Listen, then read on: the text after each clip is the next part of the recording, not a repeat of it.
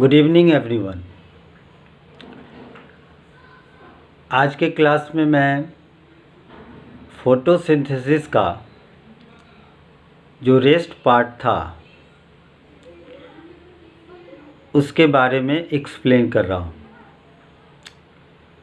इससे पहले पिछले क्लास में मैंने फोटोसिंथेसिस के सभी नेसेसरी कंडीशंस और मैकेनिज़्म के बारे में डिटेल्स में बता दिया है। आशा है आप लोग इसका फ़ायदा उठाए होंगे। आज के क्लास में मैंने बताया था कि नेसेसरी कंडीशंस जो फोटोसिंथेसिस के थे वो रियल में हम कैसे कह सकते हैं कि यही कंडीशन फोटोसिंथेसिस के लिए नेसेसरी है, उसका एक्सप्लेनेशन करना। एक्चुअली ये एक्टिविटी है, तो हम ओरली अभी आपको ये बता रहे हैं कि इस एक्टिविटी को परफॉर्म कैसे करते हैं, जिससे हमें ये पता चलता है कि these are the necessary conditions for photosynthesis.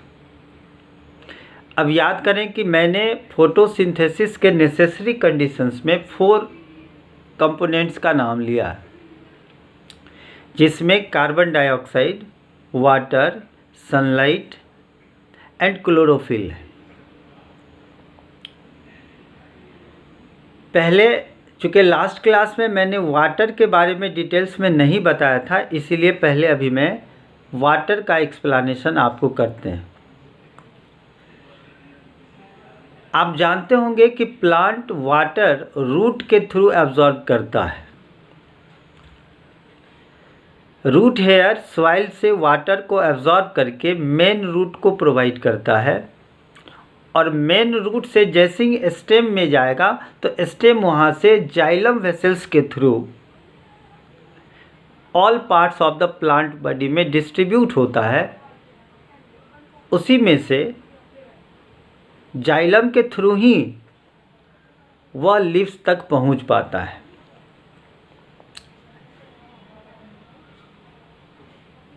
इसी रूट के थ्रू प्लांट्स डिफरेंट कंपोनेंट्स जो उसे सॉइल से एब्जॉर्ब करना है, इसी वाटर के थ्रू प्लांट बॉडी में वो ट्रांसफ़र होता है। आपने फोटोसिंथेसिस में देखा कि प्लांट मेनली कार्बोहाइड्रेट का फॉर्मेशन करता है, लेकिन प्लांट को एक्चुअली ग्रो करने के लिए, अपने बॉडी को हेल्दी रखने के लिए सिर्फ कार्बोहाइड्रेट से तो नहीं हो सकेगा। इसके लिए प्लांट को प्रोटीन की भी ज़रूरत होगी, और प्रोटीन के बारे में हम जानते हैं कि protein is the polymer of amino acid. और एमिनो एसिड की अगर हम बात करें तो एमिनो एसिड नाइट्रोजनस कंपाउंड है, जिसमें अमोनिया होता है। अब फोटोसिंथेसिस में अमोनिया का सिंथेसिस तो नहीं होता, या फिर कोई नाइट्रोजन से रिलेटेड किसी कंपोनेंट का फॉर्मेशन प्लांट फोटोसिंथेसिस में तो नहीं करता, तो फिर प्लांट को प्रोटीन कैसे मिलता है? तो आपको पता होगा कि प्लांट्स को मेनली 16 न्यूट्रिएंट की ज़रूरत होती है, जो सॉइल से उसे मिलता है, जिसे आप मैक्रो न्यूट्रिएंट के फॉर्म में जानते हैं। तो इसी सॉइल से नाइट्रेट के फॉर्म में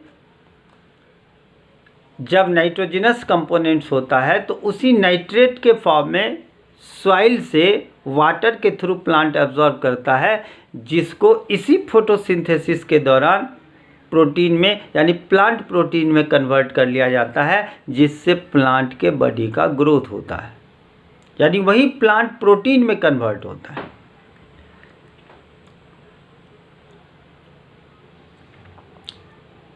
इसके अलावे प्लांट सॉइल से और डिफरेंट तरह के मैक्रो एंड माइक्रो न्यूट्रिएंट्स को एब्जॉर्ब करता है, जो उसके प्रॉपर मेटाबॉलिक एक्टिविटीज़ को कंट्रोल करने के लिए रिस्पॉन्सिबल है। जैसे फैट का भी सिंथेसिस होता है। इसके अलावे मॉलिब्डेनम, जिंक, बोरॉन, ये सभी डिफरेंट माइक्रो न्यूट्रिएंट्स हैं जिस न्यूट्रिएंट्स की ज़रूरत प्लांट को होती है, और ये भी न्यूट्रिएंट्स इसी वाटर के थ्रू प्लांट एब्जॉर्ब करता है फ्रॉम द सॉइल। इसका मतलब ये हुआ कि प्लांट के लीव्स तक वाटर के पहुंचने का एक ही रास्ता वे है जो प्लांट जाइलम के थ्रू सॉइल से एब्जॉर्ब करते हुए लीव्स तक पहुंचाता है। अब जाहिर सी बात है कि water is a necessary condition, how can we say that. तो आप किसी भी प्लांट के स्टेम को उसके रूट से डिटैच कर दें तो आप देखेंगे कि प्लांट अपने आप मुरझा जाएगा। क्यों हुआ ऐसा? क्योंकि उसमें क्लोरोफिल भी था, सनलाइट भी अवेलेबल था, कार्बन डाइऑक्साइड भी था, तो वाटर सिर्फ वहाँ पर नहीं है, जिसके कारण प्लांट डेड हो जाता है। तो water is a necessary condition for photosynthesis, ये तो संभव हो जाएगा, आप इस एक्सपेरिमेंट के थ्रू कर सकेंगे, तो ये कोई ख़ास बात नहीं है। इसीलिए आपके बुक में देखेंगे आप कि water is a necessary condition, इसका एक्सप्लेनेशन नहीं है, क्योंकि वो वाइटल कंपोनेंट्स में से एक है। वो फोटोसिंथेसिस के साथ साथ डिफरेंट रॉ मटेरियल को प्रोवाइड करता है प्लांट को, जिसके कारण प्लांट बॉडी की ऑल ओवर ग्रोथ होती है और वो सरवाइव कर पाता है।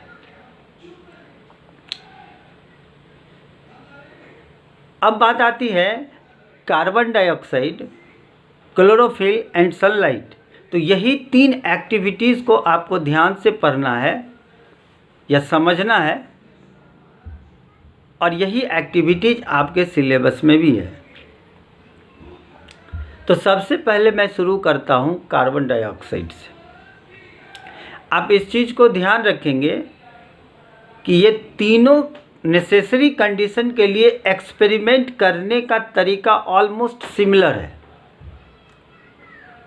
याद ये रखना है कि जिसे आप नेसेसरी कंडीशन बताना चाह रहे हैं, जैसे कार्बन डाइऑक्साइड को बताना चाह रहे हैं, या फिर आप सनलाइट को बताना चाह रहे हैं, या फिर क्लोरोफिल को बताना चाह रहे हैं,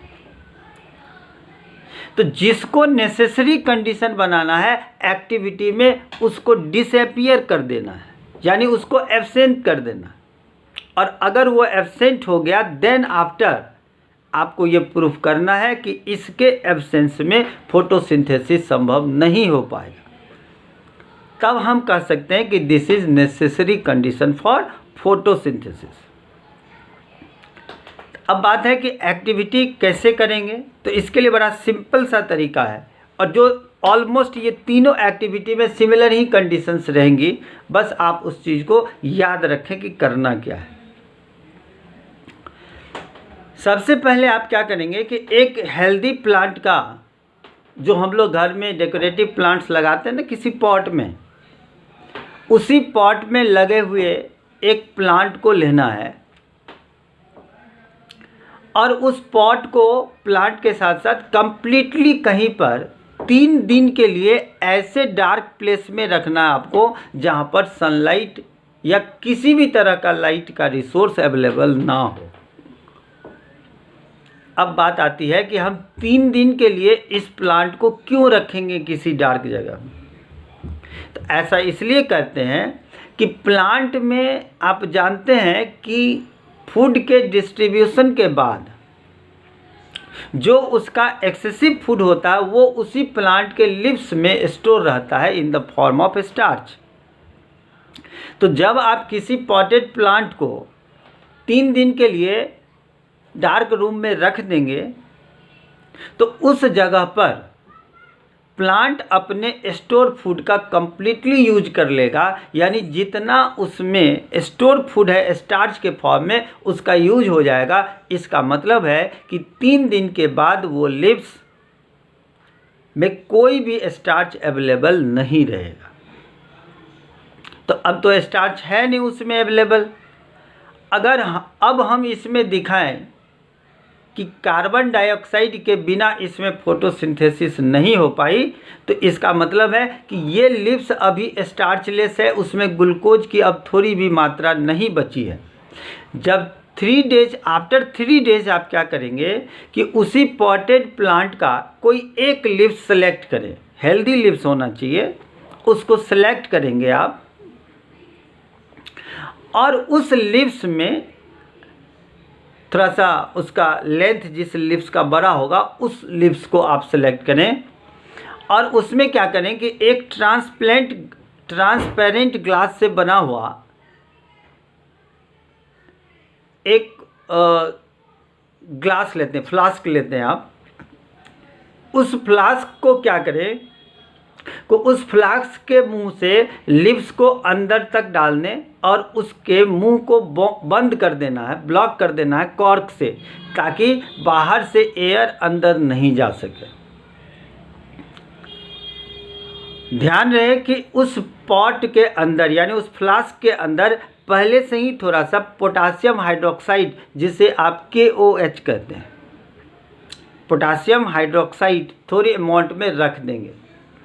लिप्स उसमें इंटर करने के बाद जब कॉर्क से उसके मुंह को बंद कर देंगे, क्लोज कर देंगे, तो बाहर से हवा अंदर नहीं जाएगी और अंदर का हवा बाहर नहीं आएगी।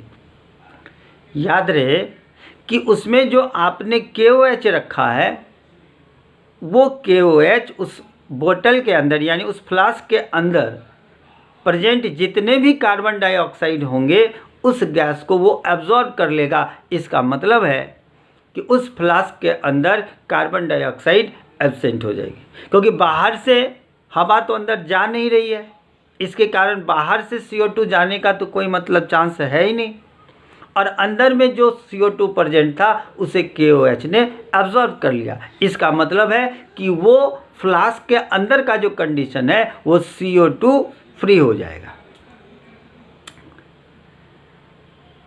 अब मैंने पहले ही कहा कि वो ग्लास, फ्लास्क का जो ग्लास है वो ट्रांसपेरेंट होना चाहिए। इसका मतलब है कि ट्रांसपेरेंट ग्लास होने के कारण सनलाइट तो वहाँ जाएगी ही, लिव्स में क्लोरोफिल प्रेजेंट है ही, और रूट के थ्रू उसे वाटर मिल ही रहा है। अब एब्सेंट क्या हुआ? Carbon dioxide. ऐसा कंडीशन करने के बाद उस पॉटेड प्लांट को आप 3 से 4 घंटे के लिए सनलाइट में रखें। 3 से 4 घंटे के बाद जिसमें आपने ये एक्सपेरिमेंट किया है उस लिप्स को तोड़ के लेबोरेटरी में ले जाइए, और वहाँ पर क्या करेंगे कि 90% अल्कोहल में उस लिप्स को आप बॉईल करें।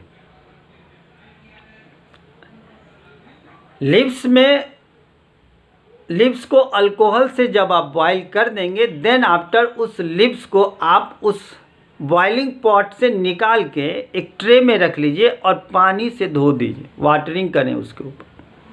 ऐसा करने से उस लिप्स के अंदर जितने भी क्लोरोफिल रहेंगे वो सभी क्लोरोफिल वहाँ से हट जाएंगे। वाटरिंग करने के बाद जब वो लिप्स अब ड्राई होने लगेगा, देन आफ्टर उसके ऊपर आयोडीन सॉल्यूशन हम डालेंगे।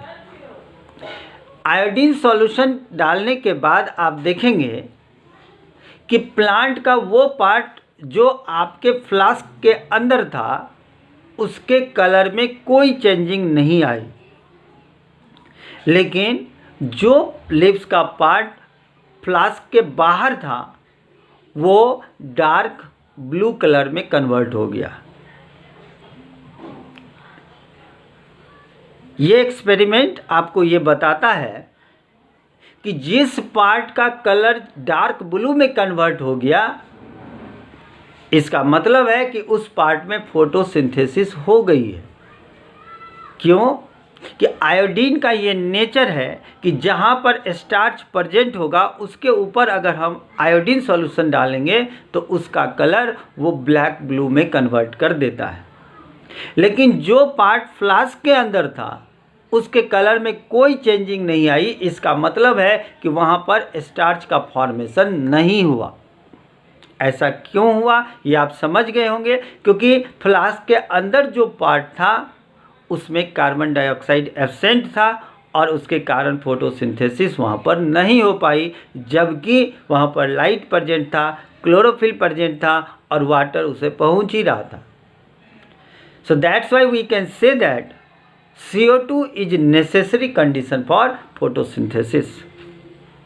आपने देखा कि CO2 को एब्सेंट किया, तब पता चला कि CO2 के बिना फोटोसिंथेसिस संभव नहीं है। इसीलिए मैंने कहा कि जिस एक्सपेरिमेंट को आपको ये बताना है कि दिस इज नेसेसरी कंडीशन, उस कंपोनेंट को एब्सेंट करना है। इसमें मैंने CO2 को बताना था नेसेसरी कंडीशन, इसीलिए CO2 को एब्सेंट किया, तब पता चला कि CO2 नेसेसरी कंडीशन है, क्योंकि इसके बिना फोटोसिंथेसिस संभव नहीं है। अब दूसरी बात है, सनलाइट के बारे में बताना है, तो सनलाइट को एब्सेंट करना होगा। अब सनलाइट को हम एब्सेंट कैसे करेंगे? तो कंडीशन यही है, फिर से एक हेल्दी पॉटेड प्लांट लेंगे, डार्क कमरे में रखना है 3 डेज के लिए। 3 दिन के बाद हम क्या करेंगे, एक ओपेक मटेरियल से, जैसे हमारे पास ब्लैक कलर का टेप होता है, सेलो टेप, उस सेलो टेप से लीव्स के मिडिल पार्ट को आप कवर कर दें, ग्रीन लीव्स के मिडिल पार्ट को कवर कर दें। अब उस प्लांट को फिर से 4 से 5 घंटे के लिए सनलाइट में रखेंगे। सनलाइट में 4 से 5 घंटे रखने के बाद उसी लीव्स को तोड़ के ले जाएंगे फिर लेबोरेटरी, फिर वही काम करेंगे, अल्कोहल में बॉयल करेंगे, देन आफ्टर उसे डिश में निकाल के वाटरिंग करेंगे, जिससे पूरा ये हट जाएगा क्लोरोफिल, एंड देन आफ्टर उस पर आयोडीन डालेंगे। आयोडीन सॉल्यूशन डालने के बाद आप फिर से गौर करेंगे कि जितना एरिया आपने उस ब्लैक सेलो टेप से कवर किया था, उस एरिया में कोई कलर चेंजिंग नहीं होती है, और जिस एरिया को या जो एरिया सेलो टेप के बाहर था, उस एरिया में ब्लैक ब्लू कलर का फॉर्मेशन हो गया, जो ये बताता है कि जिस एरिया में सनलाइट प्रेजेंट हो गया, सनलाइट पड़ा उसके ऊपर, लीव्स के ऊपर, तो वहाँ पर कार्बोहाइड्रेट का फॉर्मेशन हुआ, और जो सेलो टैप से रेप किया हुआ एरिया था उसके कलर में कोई चेंजिंग नहीं आई। इसका मतलब है कि वहाँ पर सनलाइट एब्सेंट था, फाइनली वहाँ पर फोटोसिंथेसिस नहीं हुई। So now we are able to say that sunlight is necessary condition for photosynthesis. अब तीसरा है क्लोरोफिल। तो क्लोरोफिल के लिए क्या करना है आपको कि एक ऐसे प्लांट को हम सेलेक्ट करेंगे जिस प्लांट के लीव्स में कंप्लीटली क्लोरोफिल सर्टेन एरिया में एब्सेंट हो। जैसे क्रोटन का लीव्स लेते हैं, क्रोटन प्लांट होता है, वो चित्तीदार है, उसमें कहीं पर वाइट कलर का स्पॉट होता है, येलो कलर होता है, ग्रीन, मिक्स कलर का होता है वो लीव्स। उस लीव्स को सिलेक्ट करते हैं। काम यही करना कि आपको 3 डेज के लिए उसको भी रखना है, क्लोरोफिल हट जाएगा।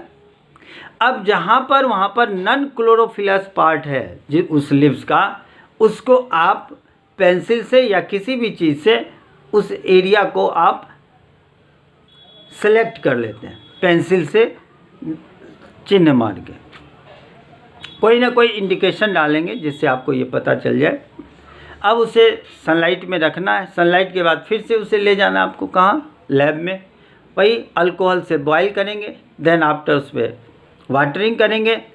अब जब सब क्लोरोफिल उससे हट जाएगा, देन आफ्टर आयोडीन डालना है। आयोडीन डालने के बाद आप देखेंगे कि जिस एरिया को आपने सेलेक्ट किया था, एक्चुअली वो नॉन क्लोरोफिलस एरिया था, तो वहाँ पर उसके कलर में कोई चेंजिंग नहीं आती है। लेकिन जिस एरिया में क्लोरोफिल प्रेजेंट था, वो एरिया ब्लैक ब्लू कलर में कन्वर्ट हो गया। इसका मतलब है कि नॉन ग्रीनस पार्ट जो प्लांट का होता है उसमें फोटोसिंथेसिस नहीं होती, because due to the absence of chlorophyll. So now we are able to say that sunlight, CO2 and chlorophyll is the necessary condition for the photosynthesis. Water तो है ही, water के बिना संभव नहीं हो पाएगा। अब इसके अलावे आपको 1-2 पॉइंट और समझना चाहिए इस स्टैंडर्ड में, यानी क्लास 10 के स्टैंडर्ड में। वो ये था कि effect of light on the rate of photosynthesis. आप जानते हैं कि सनलाइट 7 कलर का मिक्सचर है, तो रेट ऑफ फोटोसिंथेसिस की बात करें तो सबसे मैक्सिमम फोटोसिंथेसिस का रेट ब्लू लाइट में होता है। ब्लू लाइट का मतलब है कि सनराइज से जस्ट पहले का कंडीशन, जिसमें सनराइज नहीं रहता लेकिन आपको ब्लू कंडीशन यानी आपके सराउंडिंग्स का जो टेम्परेचर है उस समय बहुत कम रहता, सन का अपीयरेंस नहीं होता, तो उस समय रेट ऑफ फोटोसिंथेसिस मैक्सिमम होती है। उसके बाद देखें तो अर्ली राइजिंग सन जिसका कलर रेड होता है, तो सबसे मैक्सिमम रेट ऑफ फोटोसिंथेसिस तो होती है ब्लू लाइट में और उसके बाद होती है रेड लाइट में। आप गौर करेंगे जैसे जैसे टेम्परेचर बढ़ता जाता है तो सन का कलर भी ब्लू से होते होते वाइट लाइट में कन्वर्ट हो जाता है। वाइट लाइट में जब कन्वर्ट हो जाएगा तो उस समय फोटोसिंथेसिस मिनिमाइज कंडीशन में आ जाता है, यानी मिनिमम होता है। इसका मेन कारण ये है कि उस समय रेट ऑफ ट्रांसपिरेशन मैक्सिमम पर होता है, इसीलिए फोटोसिंथेसिस मिनिमम हो जाएगी। यानी जेट की दोपहरी की बात करें, यानी वाइट लाइट जब भी प्रेजेंट होगा तो उस समय फोटोसिंथेसिस मिनिमम पर होगा, ब्लू लाइट में मैक्सिमम पर होगा। यानी लाइट के वेवलेंथ का रेट ऑफ फोटोसिंथेसिस पर डायरेक्टली इफेक्ट पड़ता है। ट्रांसपिरेशन से अगर फोटोसिंथेसिस का रिलेशन हम देखें तो इन्वर्सली प्रोपोर्शन, यानी अगर ट्रांसपिरेशन मैक्सिमम पर है तो रेट ऑफ फोटोसिंथेसिस मिनिमम होगा। तो ये तो था लाइट का इफेक्ट। ब्लू लाइट में एक्चुअली हम कहते हैं कि रेट ऑफ फोटोसिंथेसिस जो होता है ना वो कंपनसेशन पॉइंट पे होता है। अब बात आती है व्हाट इज कंपनसेशन पॉइंट। तो कंपनसेशन पॉइंट कहते हैं कि उस टाइम में चाहे वो इवनिंग का ब्लू लाइट का कंडीशन हो या मॉर्निंग का ब्लू लाइट का कंडीशन हो, इस दोनों समय में रेट ऑफ फोटोसिंथेसिस मैक्सिमम पर होता है। तो यहीं पर दोनों समय में यहाँ पर आता है कंपनसेशन पॉइंट, और कंपनसेशन पॉइंट का मतलब हुआ कि जितना प्लांट उस समय कार्बन डाइऑक्साइड रिलीज करता है उस 100% कार्बन डाइऑक्साइड का वो यूज कर लेता है फॉर द मेकिंग और प्रिपेयरिंग देयर फूड। तो at that time when produce CO2 is completely used by plant for making their food, this point is known as compensation point। तो आपने यहाँ पर टेम्परेचर का इफेक्ट भी समझ गया फोटोसिंथेसिस पर क्या पड़ता है, और फिर इसका रिलेशन भी आपने देखा ट्रांसपिरेशन से क्या होता है।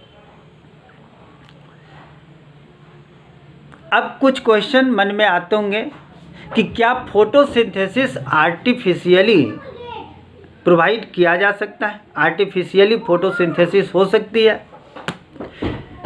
तो यस, ऐसा कर सकते हैं। अगर हम लाइट के इंटेंसिटी को आर्टिफिशियली हम उस इंटेंसिटी से दे सकते हैं,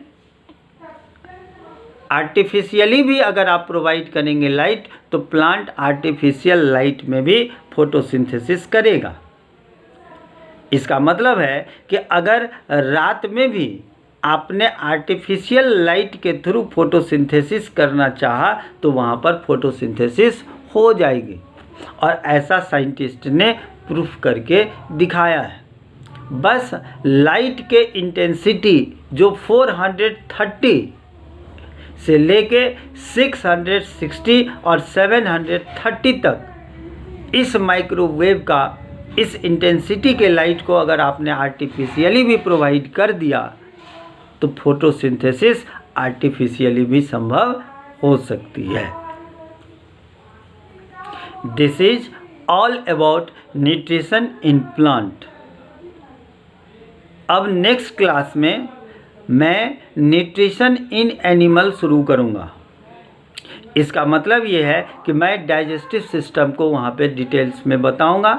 आप नेक्स्ट वीडियो में न्यूट्रिशन इन एनिमल के लिए थोड़ा सा अपने बुक को रीडिंग दे के रखेंगे तो समझ में आएगी। मैं आशा करता हूँ कि आप सभी बच्चों को, चाहे वो क्लास 7 के हों या क्लास 10 के हों, खास करके 10 क्लास के बच्चे अब इस वीडियोस को देख के अपना नोट्स बना सकते हैं इस यूनिट का। अब नेक्स्ट क्लास में वही न्यूट्रिशन इन एनिमल मैं शुरू करूँगा। Okay, bye.